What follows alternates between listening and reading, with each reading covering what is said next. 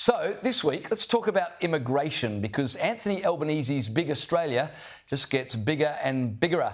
Migration to Australia hit a new record of 548,800 people in the year to September, Danica. Now, for perspective, that's almost as many migrants arriving in Australia as the 600,000 fans who saw Taylor Swift across 7 sold-out concerts earlier this year. Try to put it in perspective, Why would James. you compare it to I know, Taylor Swift? it wasn't my best, but anyway. And we all remember the pandemonium that was. But more to the point, we didn't vote for this many people. Pauline Hanson has called for a plebiscite on immigration numbers.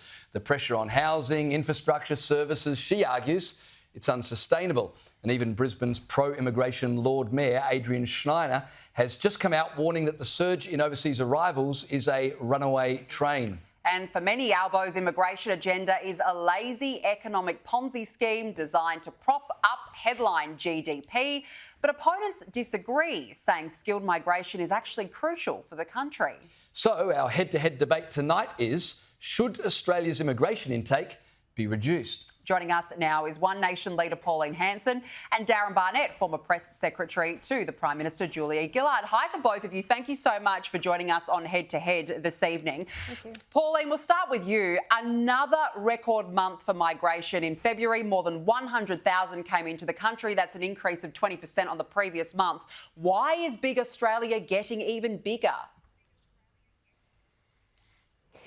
Because the federal government has to bring these people into the country to prop up the GDP. Otherwise, we'd go into a recession.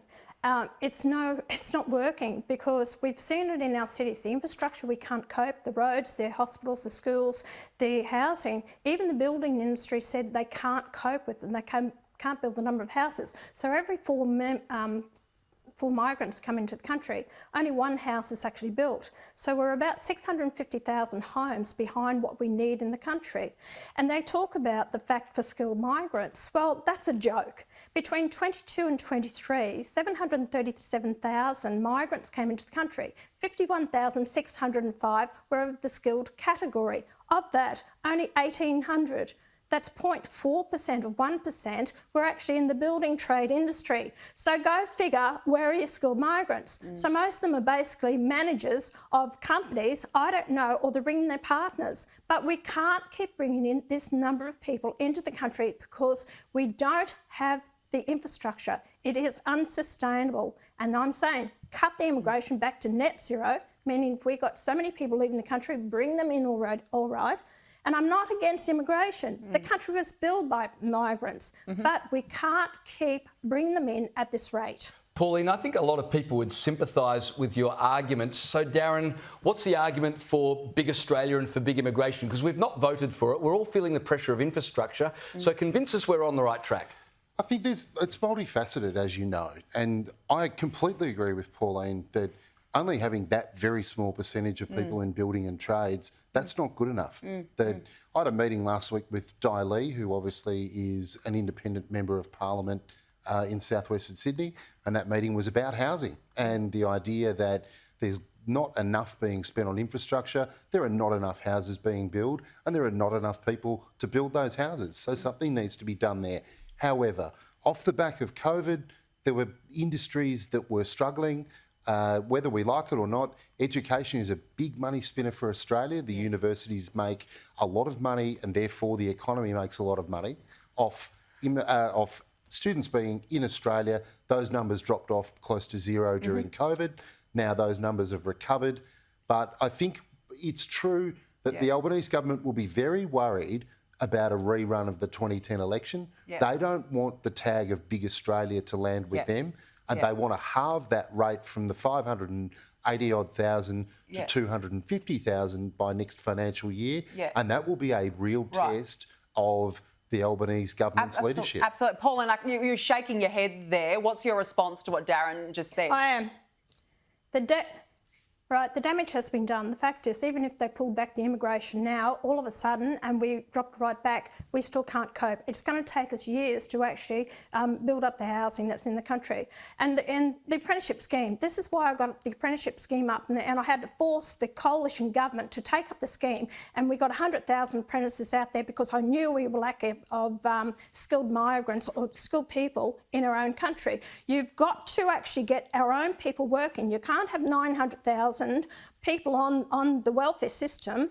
They should be actually working. There's another thing here as well that needs to be addressed is the it is the skilled trade that we need to do. By all means, look, you spoke about the universities. We've got over 730,000 students in the country as well. 70% of these take up new build as well. Universities don't pay tax in the country. They're also a charity. They're a not-for-profit organisation. We prop up as well. They get billions of dollars, over $10 billion, $20 billion a year that they get from these university foreign students, and we're paying for it. Pauline, what do we get out of the foreign students? Pauline, the whole thing, the economics of it is impacting on the average Australian out there. Let me put that to Darrin, because is not the argument that immigration is propping up an economy where productivity has gone by the wayside? It's an unsustainable way to keep things going, is it not? Well, it can be done, but it comes at a cost. And I guess we're all weighing up That's what we're feeling. What is that cost? No, and I completely agree with that it is one way that, I think Ponzi scheme's a little bit unfair, but certainly one way of generating growth in your employment in a whole bunch of areas within the economy is by net migration. But we've got to get the balance right. And I don't think we can cut migration to zero. I think we would slip behind and probably fall into recession. So it's a balancing act. If we aren't already in one. Sure. We've got to go in a second, but let me ask you this. Right. Yes or no, do you trust the government to actually do as they've said and cut it dramatically? Do you think they're even capable of doing it? We will wait and see. A smart answer. Darrin Barnett, Pauline Hanson, we have to leave it there. Good to speak with you both. Thanks for joining us.